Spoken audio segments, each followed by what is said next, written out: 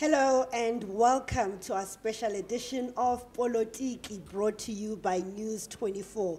My name is Mahlatsi Gallens and we are live from the ANC's 5th National Policy Conference here at the Nasrec Expo Center south of Johannesburg. It is day 3 and we are wrapping up that day and major issues coming through today. What has been discussed behind closed doors, of course, has been around organizational renewal. The ANC has realized it is facing problems. Some have said it is a party in crisis. But of course, today we are finding that it is a party also at a crossroad.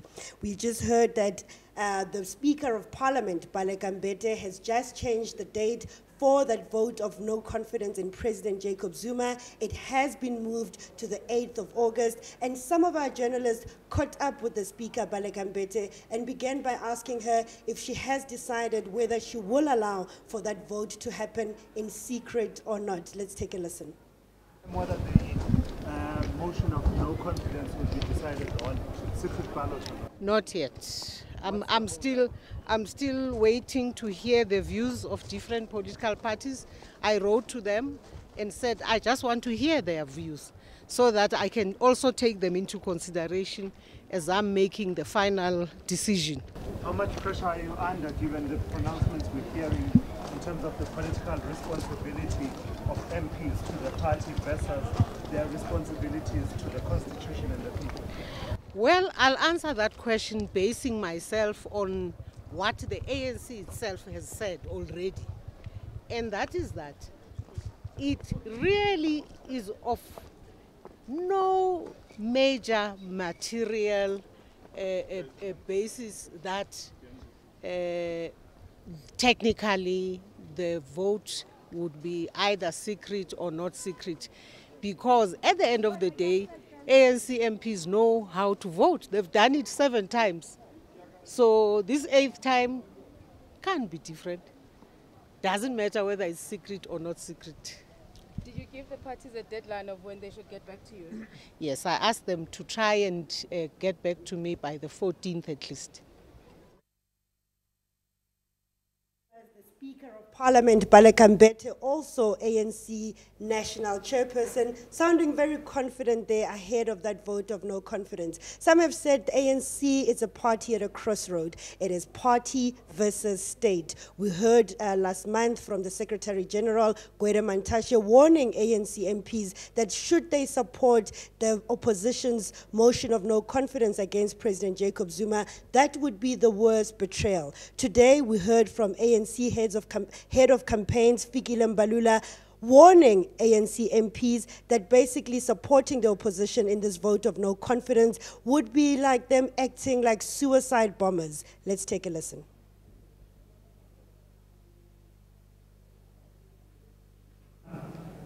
There could be people who undermine the ANC and go to Parliament and not vote for us. We're going to deal with them. Rest assured, guided by the Constitution of the ANC. In relation to that particular matter and the mandate they are carrying out. They will probably be doing as suicide bombers in Parliament. That is, yeah, we are going there, we're going to do it, and so on. And some have expressed their views openly to you, that they are determined to undermine the party. But the party has made it clear to them in the party caucus what is the view of the party on the issue of the withdrawal of the president. There is no way the ANC can vote with the DA on that particular matter. As the ANC's head of campaigns, Fikile Mbalula, speaking to journalists earlier following his presentation on the organizational renewal report, and that's where deliberations are continuing. Of course, now here on Polotiki, we're joined by the ANC's KZN chairperson, Sihle Zikalala. Thank you very much and welcome to Polotiki. No, thanks, and thanks for having us in your program. You now basically have 2 ANC senior members warning ANC MPs against voting with the opposition on the vote of no confidence with President Jacob Zuma. Do you agree with those sentiments? Yes, I think they are correct. In fact, it is not just an issue of warning. It's an issue of serving the party on the basis that you believe to the party's principal position. It is the principle of the ANC that no member of the ANC will go to the legislature or parliament and vote against the ANC in any decision. And that is to be clear, including on this one. You can't support a motion of no confidence against President Zuma. And I will want to concur with Mbalula that those who do that will need to be dealt with and face the consequences in line with the constitution of the ANC. But of course, this comes at the back of Judge Mogoeng's judgment, saying that members of parliament are there to serve the people and not the party. Members of parliament are elected on the basis of the party mandate and the party manifesto. And they are accountable to the people through their parties. And the ANC has members attached to constituencies throughout the country, constituencies. And therefore, the ANC has a straight line. It has a mandate from the people that it must govern. And therefore, there is no one in the ANC who have said, from members of the ANC and supporters of the ANC, who have a decision that the president must step down. The structure, the ANC works according to the structures. We actually wanted to read to you what Justice Mogoeng said in that judgment, and I quote him: "Central to the freedom to follow the dictates of personal conscience is the oath of office. Members are required to swear or affirm faithfulness to the Republic and obedience to the constitutions and laws. Nowhere does the supreme law provide for them to swear allegiance to their political parties, important players though they are in our constitutional scheme. Meaning, in the event of conflict between upholding constitutional values and party loyalty, they are irrevocable undertaking to, in effect, serve the people, do only what it is in their best, it is to serve their people and do only what is in their best interest must always prevail. This is not only because they were elected through their parties to represent people, but also to enable the people to govern through them in terms of the Constitution." What the ANC is saying is going in direct violation of what Judge Mogoeng said. No, we're not going indirect, because you try to suggest that if we say members of the parliament must vote in line with the ANC decision, you're trying to say that the ANC decision is not in the best interest of the country. It is in the best interest of the country. We've discussed it. We feel that to serve the people better and to take this country forward, it is better to keep President Zuma there. Maybe let's talk back to why we are here. And it starts off with, let's start off with the Constitutional Court finding that President Jacob Zuma has failed to uphold the Constitution and, you know, in extension, his oath of office. That is the reason why we are now finding President Jacob Zuma facing his 8th motion of no confidence. And obviously also what followed there was also his decision to reshuffle cabinet. Do you not think that he should be held accountable and members of the ANC should decide for themselves if they agree with some of the things that the presidents have done or not? The Constitutional Court never said that the President Zuma is not legitimately supposed to be the president of the country. Of course it never ruled that he must be removed. And therefore, it is wrong for people to create that, that assumption. The second is that changing and reshuffling the cabinet is the right of the president. He has a constitutional obligation or a constitutional right to do so. And therefore, to undermine that right is something that goes against the constitution of the very same country. And therefore, recalling those ministers and deputy ministers, he has been doing so. Why before the issues of recalling has never called for such a motion? Why now? Because it's he has been reshuffling almost every second year or a year. And it has never been that, like, you reshuffle, we will then remove you. Why now? But the Constitution or his oath of office says that he must be the one that makes sure that the constitution is followed. And if he is found not to be upholding that constitution, therefore it should be a problem. And also that reshuffle had consequences, and consequences that affect ordinary South Africans in what we saw happening to the rand. We have now been downgraded. Those surely ANC MPs should be able to decide for themselves if they agree he should remain the leader of the country or not. I don't know whether you are familiar with the reasons why South Africa got downgraded. It was downgraded because of the forecasting by the rating agencies. They Forecasting did mention political risk as well. No, let's deal with issues as per the report of the majority of rating agencies, and be familiar with the rating process. The rating process includes a number of areas, including looking on the future prospect of the country in line with policies. And what then the rating agencies have said is that they believe that going forward, South Africa might change its policies, and therefore they took a decision to downgrade the country. Secondly, administration. I don't know whether you have seen any problem in administration. South Africa is stable. There are countries in this world which do not even have government. South Africa has government. It's listening, the government is listening to the people. And therefore, the reshuffling of 1 or 2 ministers, and in this case, they are not talking about all ministers who were withdrawn. They are specific about one. And it means that there is a particular view of some people somewhere who want to dictate the country, the direction of this country. It is no longer the ANC per se, but someone sitting somewhere would just take a decision on behalf of all of us. And I don't believe that we should allow that situation to happen. President Zuma, as the leader of government, should not bear no consequences for what the situation we are in right now?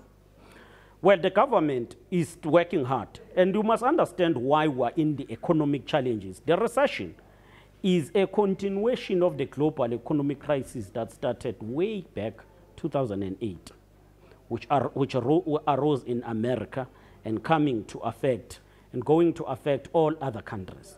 And therefore, you can't take that and exaggerate it. And after that, there have been a number of economic challenges in the world. America have taken a view of what focusing more in America, which you will say is regionalism. Britain have even taken a decision of Brexit. All countries are more concentrated about their internal economic environment, including economic growth. And therefore, South Africa is equally taking that approach. We're taking an approach of industrializing in the country. We've taken an approach of ensuring that the economy works more for the people of the country. And if we take that direction and people come and downgrade the country, it means that we must not protect our own economy. And I don't believe we must fall into that trap. So what are you saying now? You are saying that South Africa should do whatever it wants, no matter what the ratings agency No, it says? should not. It should listen to rating agencies. It should cooperate with the rating process, but it is a sovereign country, and its sovereignty has a meaning. It means that as long as the ANC is in government, the ANC must work to serve the people. It means that the policies of the country must be policies that talk to the interest of the majority of the country. Currently, the ruling class in South Africa is not the ruling party. The ruling class is the one that controls the means of production, the economy, the media, and all those spheres. The ruling party, the ANC, is based on the mandate of the people. And the mandate of the people is not in the interest of the ruling class. The mandate of the ANC comes from the rural poor, the township community, the Africans in particular. It comes to a certain extent to the middle class, though it has been reduced. But therefore, the ANC must ensure that the majority of the people who voted for the ANC are also catered for in the economy in particular. But you've had 23 years in government. These things that you're mentioning are not new in terms of the manifesto of the ANC. Who can you blame but not yourselves for not being able to implement? Well, it is unfortunate that you don't know that they are new, because most of these policies came in 2007, Yeah. not in 1994. No. From 1994, we entered government with RDP. In 2006, there was a shift from RDP to GEAR.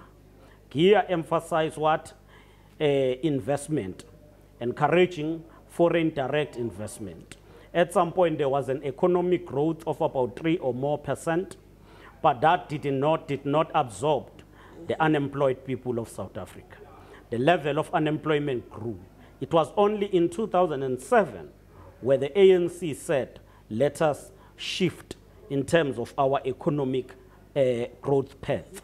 It then introduced the Industrial Policy Strategy 1 and the Industrial Strategy Policy 2.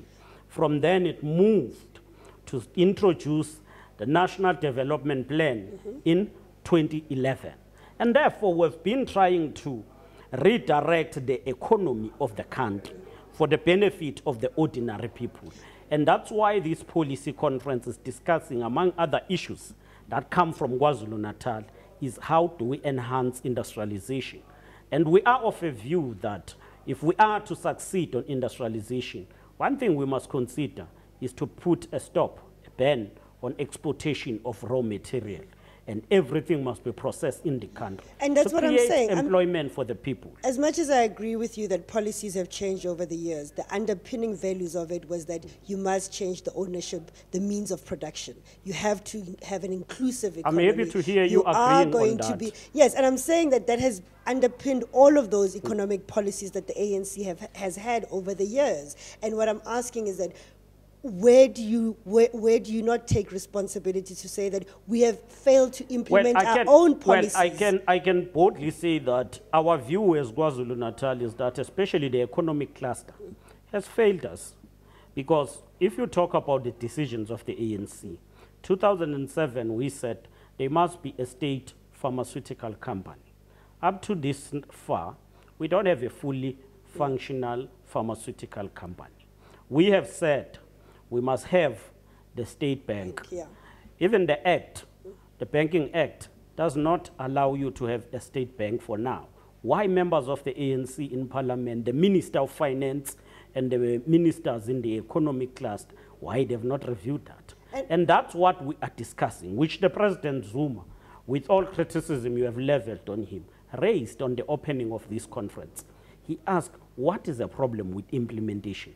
He begged us and appealed to us not to lament, but instead to find solutions to problems, especially problems that are undermining the capacity to implement. He went as far as suggesting that we must have a unit or an entity that deals with monitoring and evaluation. So should there be consequences then for those in government that are not implementing your policies? Yes, there must be. The problem is that if you take decisions against people, some areas rebel, and then they will say president must be removed. From my view, people who have failed on the implementation of the policies of the ANC must be exposed and be not elected in the next conference. But the president is the one leading that cabinet. He's the one that The president, if you could see, the president has not just been leading that cabinet. He has been pulling that cabinet toward radical economic transformation. So you in fact, it is once the ANC, as the ANC took the decision in 2012, that there must be radical economic transformation, all members of the ANC who are in cabinet should have followed that route. And instead, it's the president who even came back and said, let's define it. We defined it in the Lehutla of this year. So the president is pulling, and it seems as if there is no sense of agency on the side of those who are responsible. So there's resistance from his own cabinet members. Well, is that what maybe led to the reshuffle as well? It's either laziness or resistance, I don't know, but I'm saying, as members of the ANC, I, for one, I'm not satisfied with the pace in which the economic cluster is performing in government. There is literally a failure in terms of advancing the radical economic transformation, and that's what we must confront. Part of your proposals also is to amend the constitution to allow for land to be expropriated without compensation. How would that help? Well, it will help us because people don't have land. The land, people, Africans were dispossessed of their land. And we are clear that we must, as the ANC, take a view that we must expropriate land without compensation. In doing that, we must engage all African parties, African-dominated parties in parliament, and get a buy-in from them to go and amend the constitution. The EFF offered you that. You had an opportunity this year already where they said, here's our 6%, let's change the constitution. The ANC didn't. It was an opportunity missed. And our view as the ANC in KwaZulu-Natal is that before the ANC members we should have convened the ANC NEC, discuss the matter before we allow members of parliament to go and vote, and give the mandate to members of parliament to go and support that motion. And I believe it was one opportunity missed. However, the opportunity that we missed in this revolution in South Africa was when the ANC enjoyed a two-thirds majority. These are things we should have reviewed back around 1999, and we should have reviewed the constitution and amended it at that time. I guess a lot of regrets then, Mr. Zikalala.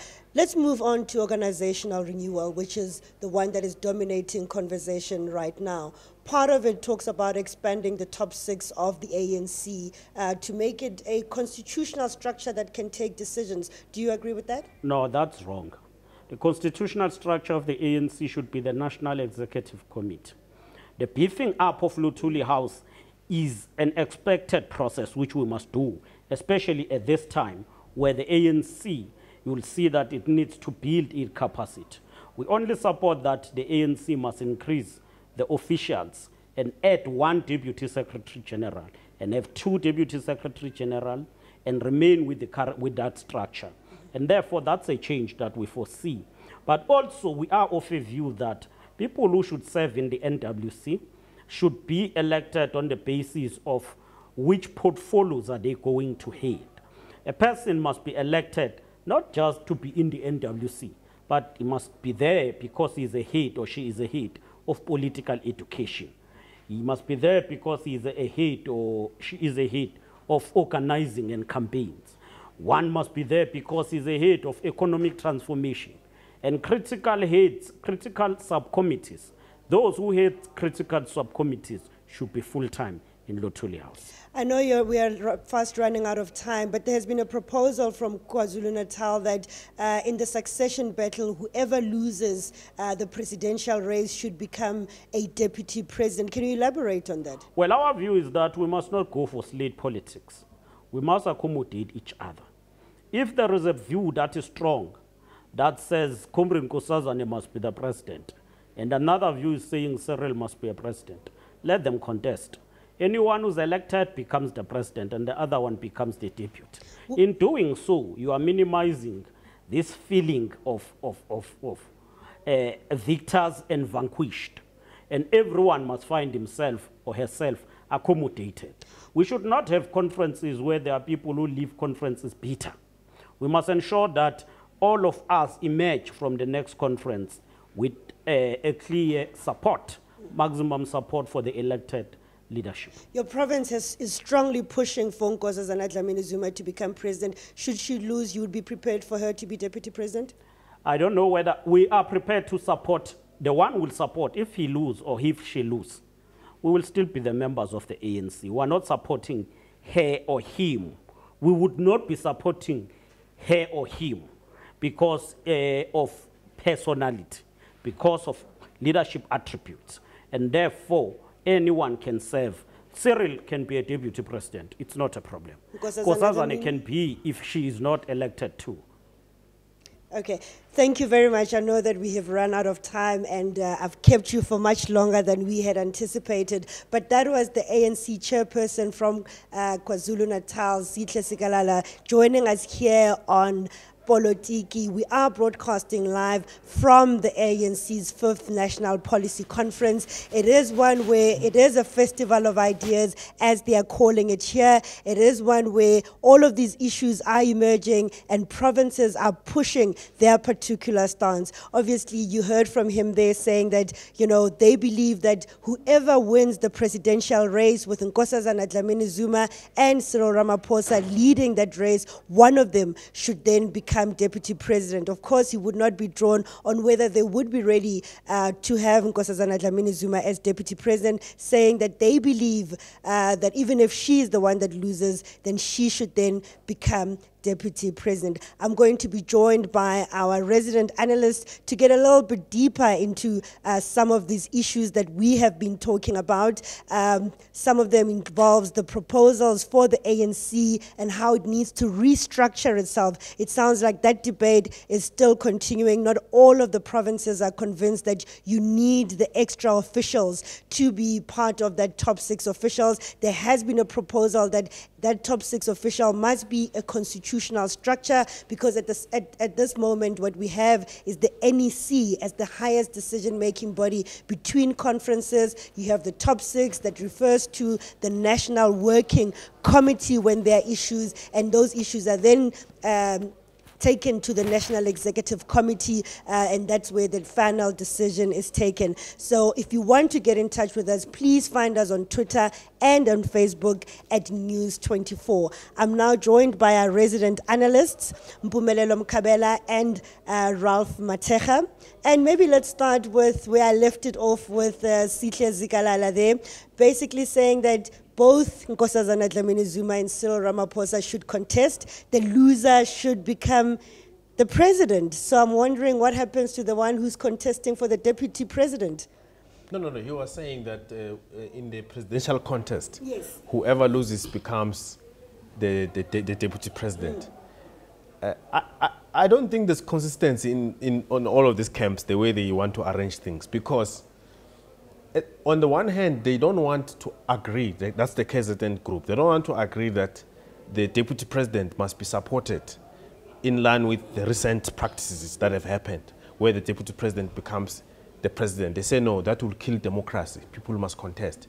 But they are prepared to sacrifice when it comes to deputy president, because once you agree that the loser of a presidential race must become deputy president, you are sacrificing democratic contest for the deputy president's position. Yes, that's what I'm saying. You know, does that mean we won't have anybody running to be deputy president? Should that position be vacant for the loser of that presidential race, Ralph? Look, let's be clear about this. This is a hedging strategy by the allies, actually, who I think seems to doubt about what's going to happen in case their candidate wins and have won a battle where you have no credibility at the end of the day. And I think what they're trying to do here is to get into an after-fact kind of a coalition, to actually say that because you would have lost, you are now obligated to become the deputy, so that the president can also be seen as legitimate thereof. I think if there was an intention here to arrive at a compromise, what you will need to do is to negotiate this thing from the get-go. Let them make it very clear that whom do they prefer as the president and who do they prefer as a deputy president, and there is no contest on that. They need to play their cards very much open, instead of leaving it open and say that whoever loses will have to come to that. For me, it is a way to try to manage a potentially contested elective conference, where I think they are already having a sense that those who are, the person who might win this might also end up, suppose the person who wins doesn't have credibility, then you need the deputy to come and try to boost that and remain to ensure that unity. You must do it before, not after. Because there are some who are predicting a possible split if you have an winner-takes-all kind of approach. But maybe, you know, it speaks to what we've been hearing consistently, that both Cyril Ramaphosa and Nkosazana Dlamini Zuma have been approached to see if any of them are willing to back down for presidency position, and both of them have said it's the presidency or nothing else. Yes, because they represent different perspectives about the ANC. Nkosazana seems to have a different view to that of Cyril about where the organization should be headed, although her views are not really well articulated, but we know that she agrees broadly with what the Women's League are saying and the Youth League are saying. Whereas Cyril, on the other hand, he seems to be carrying the voice of the alliance partners, which is SSCP and COSATU, something which you don't find with Nkosazana. So Cyril is seen as a unifier in the broader sense of including the alliance, because the unions, both private sector unions as well as public sector unions, have expressed support for him. And I don't think it's an ideological position. I think it's a position of saying, let's get rid of the immediate leadership challenges.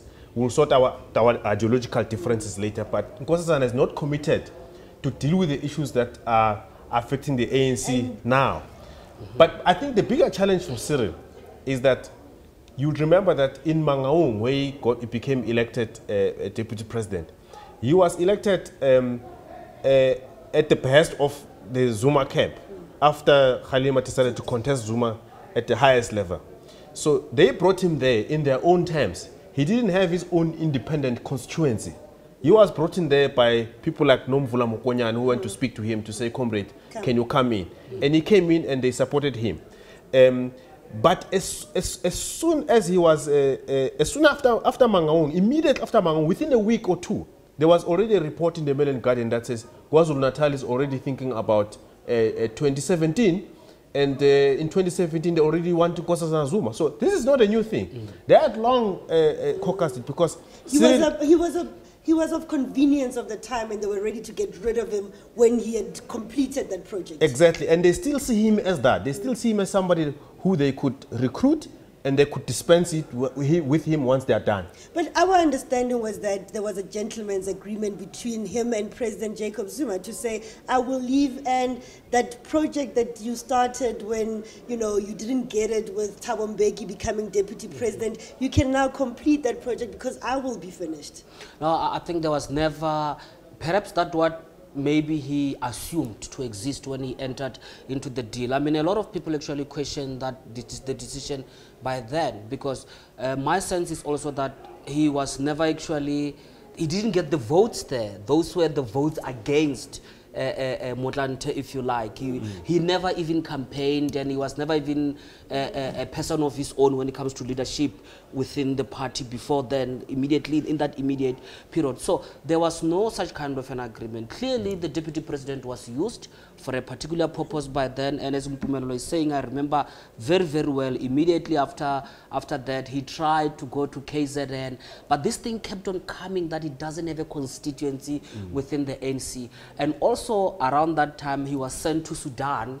Speculations were that he's been given this international mission outside South Africa so that he doesn't have time to build constituency. So it appears to me that people have already been planning that he will never get to #1, and that is why I think you are seeing this kind of compromise that is being talked about, that whoever loses must be the deputy president. Actually, we have never had this before. For me, it's just a way to say that, especially coming from KZN, they've played their cards open as to who do they support. So can you imagine what it will mean that Cyril Ramaphosa tried that, and after he has failed, he then get punished to continue to serve under the ticket that he believes has got no credibility, which is Nkosazana Dlamini Zuma's ticket. That, for me, I think he will need to think deeply about that. I don't think he will take that deal in the first place. I don't think it's going to work.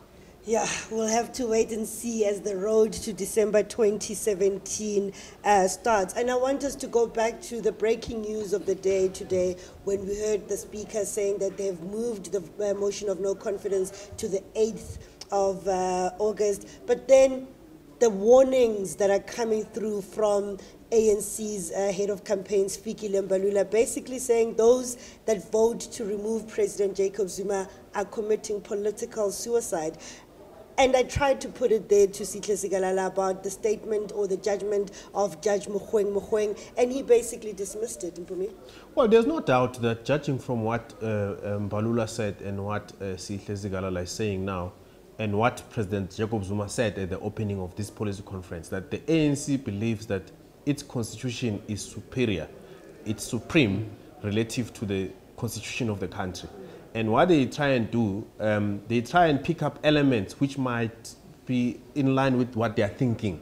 For example, the president in his opening address here, he said, well, yeah, the opposition parties, they always go to court, but in the end, the court will say, no, this matter belongs to parliament. So in his view, there's no doubt that Balega must just decide on her own, regardless of whoever says what. And I don't think he wants a secret ballot. He doesn't seem to want a secret ballot, judging from what he said in Parliament when he appeared for his quarterly Q&As, Ralph, basically saying that we've done this thing 7 times before, we didn't need a secret ballot, why should it be done now?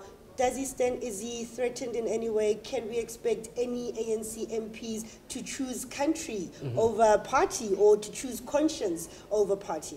You know, Mahlatsi, first of all, I was quite shocked that the head of the executive had the guts to actually pronounce on a procedure that ought to take place within the legislature.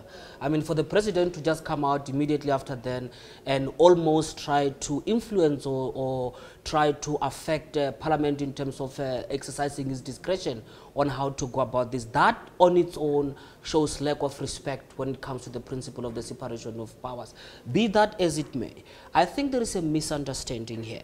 There is an attempt by the speaker to push this thing back to members of the ANC so that it can appear to be a democratically decided matter.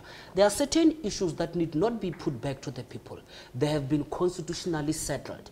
And I think regarding this, the decision on the motion, the Constitutional Court made it very clear that the Speaker, it depends on you, but you are not going to arbitrarily exercise your discretion on this. These are the guidelines, these are the parameters within which you can actually guide that, within which you can make that decision. Among some of the issues that have been stated is the importance of democracy, accountability, and also looking at the environment. You don't need to take this thing back to the masses in order to exercise this discretion. Actually, if you come and say that you have made a decision because NC members said this and that, you're still accountable to explain the logic of your decision as to how does it fit with that judgment of the Constitutional Court. If you move away from the guideline of the discretion that has been set out by the Chief Justice on this matter, you still have an explanation to make. But you could find yourself back in court if we follow the opposition and what they've been saying. Exactly. I hope it doesn't go back to court, because at some point, if the ANC decide to openly ignore guideline on the Constitution, then you need to have a political project. It is up to the people. If the ANC openly decide to say that their own constitution is more important than that of the country, then it is up to the citizens, to those who voted for the party, to consider their relationship with the party based on that. And the ANC caucus has become a point of contention within this policy conference. I mean, we just heard from Fikile Mbalula suggesting that, you know, the constitution of the ANC should be changed to talk to how the ANC caucus should relate to the party and what their roles should be. Clearly worried about this new posture that the caucus is taking with Jackson Mthembu changing tact in Parliament. Well, it's a problem because they are worried that there are members of the ANC, such as Makosi Khoza, such as Mondli Gungubele, and many others, Pravin Gordhan, Derek Hanekom, and others, who are actually vocal about the violation of the constitution that has happened under President Jacob Zuma, and are very concerned about his many scandals. And they think that Parliament has a duty to fix that, because at the political level, at the NEC level, the ANC has failed to do that. The ANC has failed to guide them. So they're thinking this is the moment when they can seize the opportunity. They, after all, are the ones who employed Zuma. Parliament employs the president and can dismiss the president. That's what the Mogoeng said. And they do so not for themselves. They do so in the interest of the people that they represent, not the interest of the political parties. So they are thinking, some of them, they're beginning to think very seriously whether or not this time around they shouldn't take their jobs seriously, because the party has failed to guide them. And they think, some of them, that should they vote correctly in this case, perhaps there's a chance that the ANC's moral ground can be rescued from decline. And with rescuing that moral, that you can at least have a chance with the 2019 elections. Those that were unsure in 2016 might see this as a move. And, you know, you look at how things have changed since Jackson Mthembu became the ANC chief whip. I mean, you know, you saw the ANC, the SABC's ad hoc committee. That was a different, very different to what we saw with Nkandla, for example. We saw now with the ESCOM matter, when the Pravin Gordhan started actually doing their job, asking the questions that MPs are supposed to do, where, you know, there was another ANC and another ANC going to battle, so to speak. You know, Matlati, there is something that is just so stark. I mean, you look at the report by Gweta Mantashe, it's the NEC report on the diagnosis. After reading that report, you realize that the ANC as a party is getting to acknowledge the moral repugnancy or decay within the party itself. And then you hear members saying that they need to stick to the party discipline, which they're saying amidst this moral decay that they themselves are acknowledging, they want to put the constitution of the party higher than that of the country, leaving to the discipline of the party. I think here the ANC is failing to actually self-correct through government or state institutions, because if they at least adhere to the high moral authority in the country, which is our constitution, they then have an opportunity to adjust their own constitution to match that, not to actually undermine South Africa's constitutional provision so that it can match the wills or maybe the whims of the party. So you have this challenge where the party is acknowledging some of its problem, but yet wishes to say it still stands quite high. And I think what members of parliament have noticed, the likes of Hanekom that you are speaking about, some of them, although they're being castigated in the media, what they're trying to do for me is an attempt to help their own party. They are saying that, look, our own structure do not have any recourse against wrongdoing, cannot have any recourse against the president and so forth, or anyone for that matter. So what we're doing here, I think the manner in which they are seeing it, is to use the constitution of the country, use parliament, which is a national institution, to try to say to the party that this is where I think the guide says we need to be going. Unfortunately, from what I hear from Mr. Mbalula and also to some extent from Mr. Zikalala, is to say that, oh, we don't want to do that yet. We want to remain stubborn and emphasize that our constitution, their constitution as a party, or maybe whatever moral obligations they have within the party, is higher than that of the country. So contradictory, untenable, and exposes the party. Do you think we can see a different tact from the ANC caucus, not only on the motion of no confidence, because we've heard Jackson Tembu talk to that, but some of the things that they're trying to do? They have been criticized, for example, by their own colleagues for instituting this investigation into state capture. Do you think we might see them slowing down because the delegates here have told them maybe don't? Well, I think the first battle that Balega is trying to deal with now is the issue of whether or not you should call it a secret ballot in the first place. And judging by some of the comments coming from Parliament, you see the ANC leadership is trying to dominate, it's trying to overwhelm the members, it's trying to spread this thing that something terrible is going to happen to you now, which is exactly what the Concord was trying to do. So that to say, stick to your conscience, regardless of what people might say, regardless of the incentives or disincentives that might come your way, should you vote one way or the other. Stick to your obligation in terms of the oath. So the pressure is actually mounting on Balega directly and indirectly. And she still faces the president, who sits with her in the top 6. And President Jacob Zuma, as we know, there's no way he will hold back on this matter. He will express his views to say, don't do that, don't call that. So he will actually dare the speaker. So in the end, I mean, I think what could have happened here to make things easy for the ANC or its members who are at this policy conference, the diagnostic report mentions the fact that the ANC loses court judgments. It highlights that as a problem. Nkandla among one of them. So what they should have done, they should have gotten a special committee of the ANC to take all the judgments coming from the Constitutional Court, especially Nkandla, secret ballot, and other judgments. Not the ones at the High Court, because the ones in the High Court, some of them can still be appealed, but the ones at the Concord where it's final. Take all of them. Look at the trend. What are the issues where the ANC is found wanting on? Not as a way of wanting to question the judgments because you can't reverse them, but as a way of embracing them and to say, how do we as a party adjust so that we take the lead on constitutional issues rather than taking the lead from the opposition? Maybe one of the extra positions they should have is one that looks at legal matters. Exactly. Yeah. So if there is a legal unit in the ANC, it's probably one of the most useless units. It should be disbanded if it exists. If it doesn't exist, they must form it. As far as I know, they've always had a small committee that deals with legal matters. But quite frankly, it must be the most, either it's incompetent or it has got no standing, it maybe does say the right things, but people don't listen. And then let's just move on a little bit because we're fast running out of time. There was this proposal that, 65% of NEC members should come from the NEC. What did you make of that, Ralph? I think, there is an attempt to accommodate others, to accommodate the current crisis that they seem to have, and they are coming up with this piecemeal institutional reforms that actually I think are not dealing with the core issue here. The core issue of the NC is not about how many members you get in a room.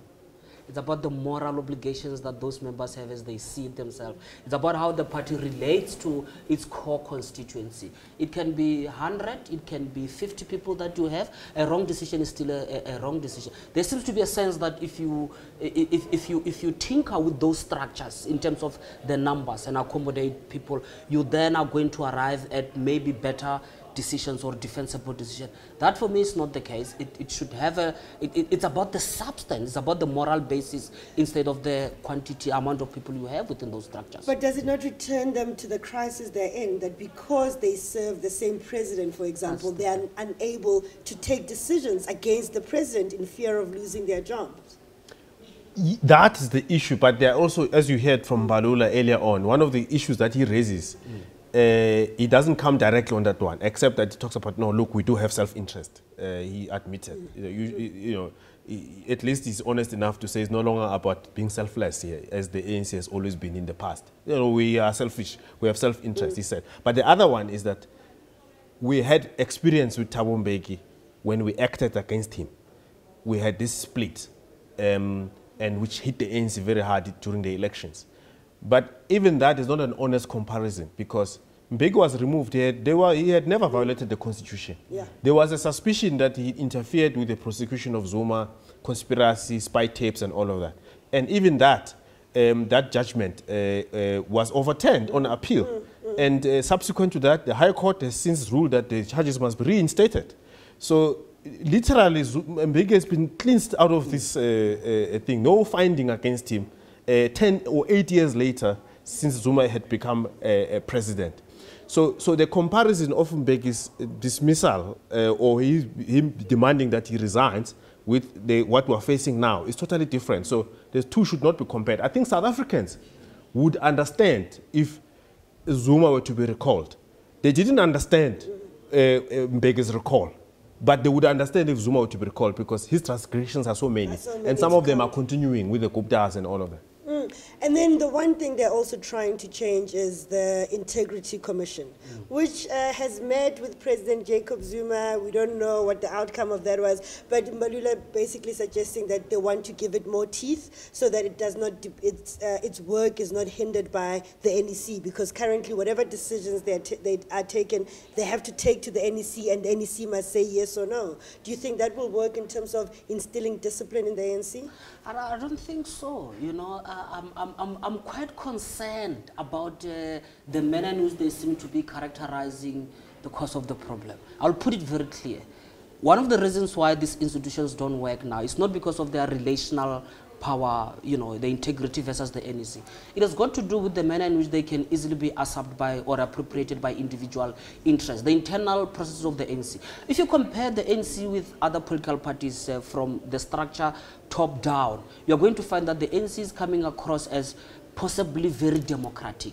But the problem is that members of ANC, senior members of ANC, have realized that they can actually hijack and appropriate those institutions to their own personal interests. It's got nothing to do with how you define the relationship between the Integrity Committee and the NEC and all this council that is being mentioned by Mbalula. The Electoral Commission. Yeah. You can come up with many of those structures. All it does is that if someone could capture 3 structures, they just have to work on capturing 4 or 5. That is what has happened within the NC structures. Why they have no recourse against individuals who have actually thrown the party into disrepute.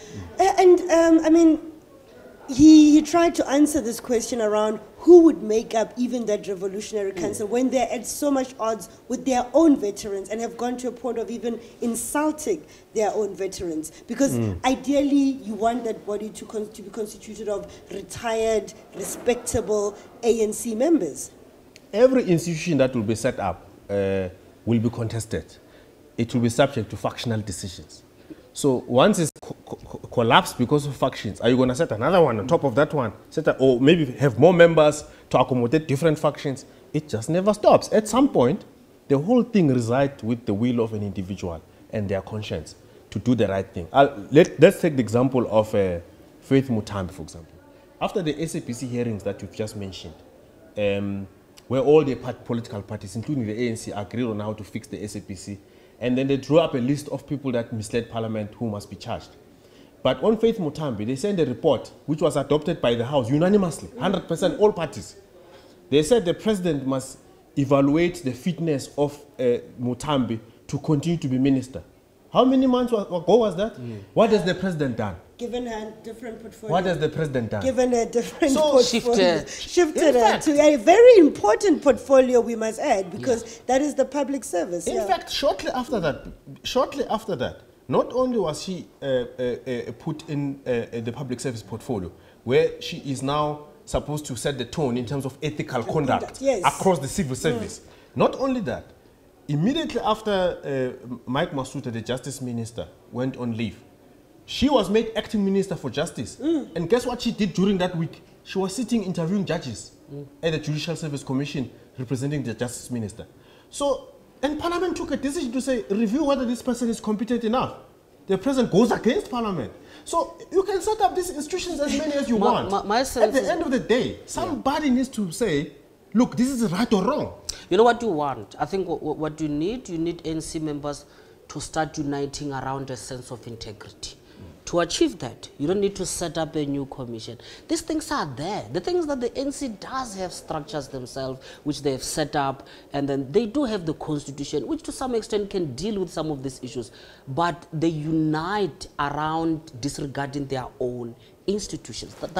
It is up to them to deal with this. You can come up with any other structure, it still won't help. It will actually, what you're doing is to just replicate the problems in existing structure. You just take them into new structures, and that's it. You appear as if you're doing something, but knowing that the genesis of the problem is left unattended.